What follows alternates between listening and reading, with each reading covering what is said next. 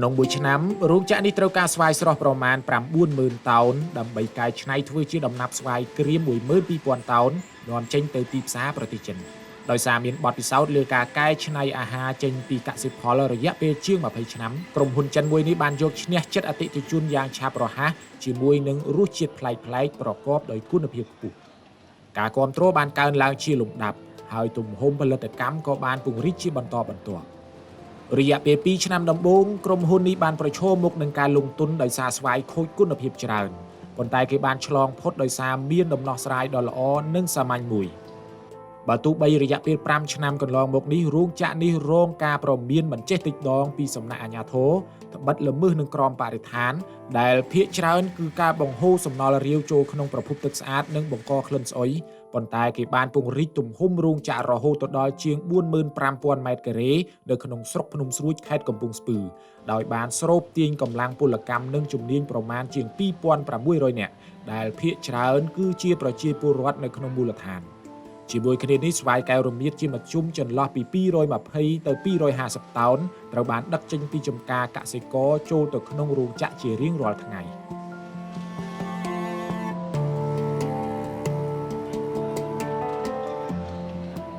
នាងគួនស្រីនាថកើតនៅខេត្តកំពង់ធំប៉ុន្តែមករស់នៅក្នុងស្រុកភ្នំស្រួចខេត្តកំពង់ស្ពឺតាំងពីតូចដល់ធំដោយសារជីវភាពខ្វះខាតសាលារៀននៅឆ្ងាយនិងព្រួយបារម្ភពីសុវត្ថិភាពផងនាងសម្រេចចិត្តឈប់រៀននៅត្រឹមថ្នាក់ទី8យ៉ាងហោចនាងក៏ទទួលបានអក្ខរកម្មសមល្មម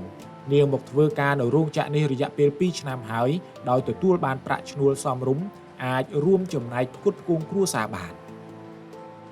ទី1ខ្ញុំនៅក្បែរផ្ទះទី2ខ្ញុំអាចរកប្រាក់ចំណូលជួយគ្រួសារខ្ញុំបានច្រើនទី3ខ្ញុំគិតថាអាចជួយឲ្យចការស្វាយកសិករគាត់មានធូរធារច្រើនជាងមុនចំណែកឯនាងខីកំឡាងទើបរៀនចប់ថ្នាក់មធ្យមសិក្សាទុតិយភូមិកាលពីឆ្នាំទៅនាងពុំទាន់រកជំនាញរៀនបន្តទេដោយសារនាងចង់ធ្វើការមួយរយៈសិនកន្លែងនេះជាបទពិសោធន៍ការងារដំបូងរបស់នាងនិងជាកន្លែងកសាងបំណិនជីវិតនៅចុងបឋមវ័យរបស់នាងផងដែររោងចក្រនៅតំបន់នេះគឺគាត់ធ្វើឲ្យមនុស្សប្រជាជនជាច្រើនដែលនៅតំបន់នេះគឺគាត់មានមុខរបរនិងការងារធ្វើច្រើននិងមានប្រាក់កម្រៃចូលផ្ទះហើយអ្នកដែលធ្វើការនៅតំបន់ឆ្ងាយៗគឺគាត់អាចមកធ្វើការនៅចិត្តផ្ទះនៅចិត្តឪពុកម្ដាយបាននៅក្នុងបន្ទប់ពិសោធន៍គុណភាពនាងកុលសុគាបានបញ្ចប់បរិញ្ញាបត្រគីមីសាស្ត្រពីសាកលវិទ្យាល័យភូមិន្ទភ្នំពេញនិងធ្វើការផ្នែកត្រួតពិនិត្យគុណភាពក្នុងរោងចក្រនេះរយៈពេល5ឆ្នាំហើយនាងបរិយាយថាពេញចិត្តនឹងការងារនេះណាស់ត្បិតបានយកជំនាញពីសាលាមកប្រើប្រាស់ខណៈដែលនាងក៏មានឱកាសទទួលបានបទពិសោធន៍បន្ថែមពីអ្នកជំនាញបរទេសផងដែរជាមួយគ្នានេះនាងបានធ្វើការនៅក្បែរផ្ទះនិងទទួលបានប្រាក់ឈ្នួលសមរម្យសំខាន់បាននៅចិត្តឪពុកម្ដាយដោយសារខ្ញុំជាអ្នកតំបន់នឹងស្រាប់អញ្ចឹងមានរោងចក្រក្បែរផ្ទះទៀតវារត់តែប្រសើរបងដោយសារយើងអាចទៅមកជួបគាត់បានរាល់ថ្ងៃអញ្ចឹងណាចំពោះខ្ញុំក្នុងនាមជាកូនខ្មែរមួយរូបមានអារម្មណ៍ថាមានមោទនភាពបងដែលយើងយកផលិតផលនៅក្នុងស្រុករបស់យើងហើយកែច្នៃនៅក្នុងស្រុករបស់យើងហើយបានជាផលិតផលសម្រាប់ទៅលក់នៅក្រៅអញ្ចឹងវាមានតម្លៃបងសន្តិភាពស្ថិរភាពនិងវឌ្ឍនភាពសង្គមបានរីកសុបសាយទៅដល់គ្រប់មូលដ្ឋានតាំងពីទីក្រុងរហូតដល់ជនបទដោយបានផ្ដល់ឱកាសឲ្យប្រជាកសិករមានលទ្ធភាពធ្វើការងារកសិកម្មលើសតែពីតម្រូវការហូបឆ្អែតរហូតដល់សល់បន្ទល់ដែលជាការចាំបាច់ត្រូវតែរកទីផ្សារដើម្បីលក់ចេញឬកែច្នៃបន្តឯធនធានមនុស្សវ័យក្មេងក៏កើនឡើងយ៉ាងឆាប់រហ័សផងដែរពួកគេសិតតែមានសក្តានុពលទាំងកម្លាំងកាយនិងប្រាជ្ញាហើយក៏កំពុងស្រេកឃ្លានការងារនិងមុខរបរការវិនិយោគមិនថាទុនក្នុងស្រុកឬបរទេសដើម្បីបង្កើតរោងចក្រសហគ្រាសនៅក្នុងមូលដ្ឋានរបស់ពួកគេគឺជាអ្វីដែលពួកគេចង់បានទាំងមិនដឹងខ្លួនរបាយការណ៍របស់ក្រុមប្រឹក្សាអភិវឌ្ឍកម្ពុជាហៅកាត់ថា CDC បានចង្អុលបង្ហាញថា9ខែនៃឆ្នាំ2025រាជរដ្ឋាភិបាលបានអនុម័តលើគម្រោងវិនិយោគសរុបចំនួន546គម្រោងដែលមានទុនវិនិយោគសរុប 7.8 លានដុល្លារសហរដ្ឋអាមេរិកហើយត្រូវបានគេរំពឹងទុកថានឹងអាចបង្កើតឱកាសការងារបានប្រមាណជា 379,000 កន្លែងជូនដល់ប្រជាពលរដ្ឋកម្ពុជាការងារទាំងនេះផ្ដោតជាចម្បងទៅលើវិស័យឧស្សាហកម្មពោលគឺរោងចក្រផលិតកម្មហេដ្ឋារចនាសម្ព័ន្ធកសិឧស្សាហកម្មនិងទេសចរណ៍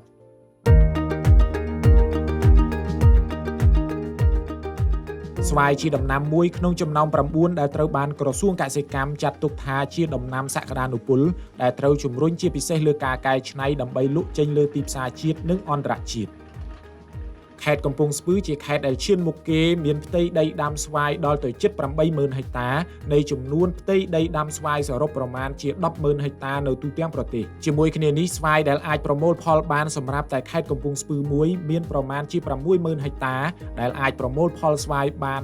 54,000 តោនការសម្រុកដាំស្វាយតាមគ្នាយ៉ាងស្រុះដៃបានធ្វើឲ្យបរិមាណផ្លែស្វាយកើនឡើងជាគំហុកខណៈការបញ្ជាទិញពីប្រទេសជិតខាងក៏ធ្លាក់ចុះម្ល៉េះហើយស្វាយដែលធ្លាប់តែមានតម្លៃ 1,200 រៀលធ្លាក់មកនៅត្រឹម 650 រៀលធ្វើឲ្យកសិករក្រពុលមុខយ៉ាងខ្លាំង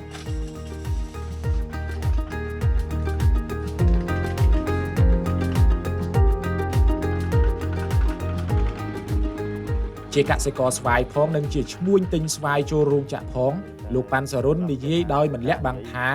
ពីមុនពឹងលើការនាំចេញទៅប្រទេសជិតខាងឥឡូវស្វាយកំពង់ស្ពឺនិងតំបន់ជុំវិញភាគច្រើនគឺដឹកចូលរោងចក្រឆុងប៉ាវនៅក្នុងស្រុកភ្នំស្រួចដែលជារោងចក្រធំជាងគេតែមួយនៅក្នុងតំបន់ដូច្នេះវាមិនអាចធ្វើឲ្យតម្លៃស្វាយកើនឡើងបានទេទាល់តែមានរោងចក្រកែច្នៃធនធាននេះ4ទៅ5ទៀតទើបតម្លៃស្វាយអាចកើនឡើងខ្ពស់ជាងមុនពាក់ព័ន្ធនេះតំបន់នេះដាំអីក៏បានដែរបងតែដោយសារតម្រូវការស្វាយពីដើមមកវាមានទីផ្សារខ្ពស់ធ្វើមកវាផលិតមកបានតម្លៃខ្ពស់ដោយសារវាមានចំនួនតិចដល់ឥឡូវម្នាក់បុកដាំតែស្វាយអញ្ចឹងទៅវាអាចផលប៉ះពាល់នឹងការផលិតច្រើនលើសបរិមាណដែរយើងនិយាយពីភាពជាក់ស្ដែងក្នុងនាមខ្ញុំជាឈ្មួញមួយដែរហើយក៏ជាអ្នកធ្វើស្វាយមួយដែរអញ្ចឹងផលប៉ះពាល់ចំណុចដែលយើងម្នាក់យើងពុតនេះដាំច្រើនដើម្បីបង្កើនការចំណេញរៀងខ្លួនវាអាចប៉ះពាល់ដែរវាច្រើនលើសកំណត់ណាបងពាក់ព័ន្ធចំណុចនៃការបង្កើតរោងចក្រអងៃវាមានច្រើនរោងចក្រតែនៃការទទួលទិញចូលឲ្យច្រើនស្តង់ដារច្រើនហ្មងមិនលើសរោងចក្រសង្ប៉ាវវាធំនឹងទេព្រោះរោងចក្រហ្នឹងទទួលទិញបានច្រើនពីកសិករបើសិនជានៅក្នុងឃុំ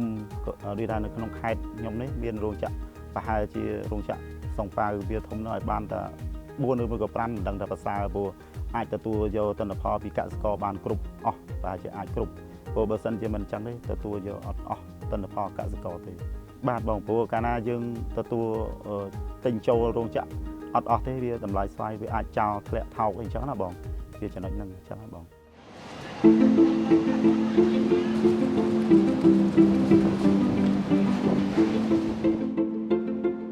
យោងតាមការចុះផ្សាយរបស់សារព័ត៌មាននិងរបាយការណ៍មួយចំនួនបានបង្ហាញថាបច្ចុប្បន្នមានរោងចក្រសហគ្រាសកែច្នៃស្វាយប្រមាណជា38ដែលភាគច្រើនស្ថិតនៅក្នុងខេត្តកំពង់ស្ពឺក្នុងចំណោមនោះរោងចក្រសហគ្រាសដែលជាកម្មសិទ្ធិរបស់ពលរដ្ឋខ្មែរមានចំនួន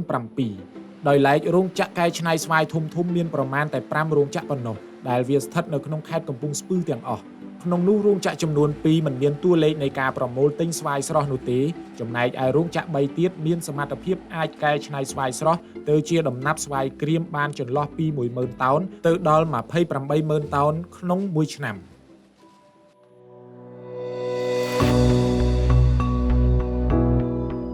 ចង់បានរោងចក្រឲ្យដូចវាធំឲ្យបានមាន 2-3 កន្លែងទៀតដើម្បីសម្រួលដល់កសិករในការផលិតស្វាយព្រោះការផលិតវាមានច្រើនណាបងនៅនេះមូលដ្ឋានរបស់គាត់មានកន្លែងការងារធ្វើឲ្យគាត់ស្រាប់អញ្ចឹងចំណូលយើងបានរៀងគួរសមយើងអត់មានថ្លៃចំណាយច្រើនអញ្ចឹងធ្វើឲ្យជីវភាពរបស់គាត់រៀងគ្រប់គ្នាហ្នឹងវាលក្ខណៈថាអាចរស់នៅសមរម្យណាបងគាត់មិនចាំទៅចំណាក់ស្រុកទៅប្រទេសគេឬមួយក៏ចំណាក់ស្រុកទៅធ្វើការនៅទីក្រុងអីទេបងនេះហើយធ្វើឲ្យអ្នកដែលពួកគាត់ដាំស្វាយគឺគាត់មានកម្លាំងចិត្តកម្លាំងកាយដើម្បីធ្វើការដាំស្វាយបន្តទៀតមិនចាំបាច់កាប់ដាំស្វាយចោលគឺគាត់អាចទុកដើម្បីប្រមូលផលដើម្បីយកមកលក់នៅក្នុងរោងចក្រស្វាយ